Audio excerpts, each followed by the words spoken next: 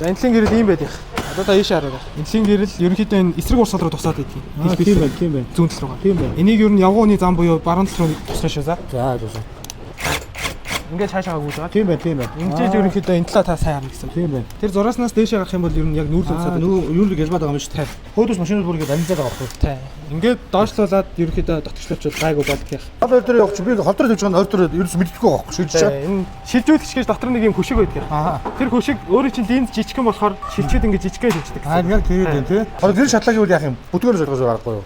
Үгүй ах. Энэ гэрлийн чинь доор нэг контроллер гэж нэрлэж юм байгаа. Тэр шатахгүй бол энэ гэрэл хийж чадахгүй шүү дээ. За. Та хэрвээ линзээ солиулах юм бол одоо энэ хэлбэлт байгаа. Тусгал хэлбэлт. Энэ чинь эсрэг тал руугаа болж ирнэ гэсэн үг. Ийм болж ирнэ гэсэн.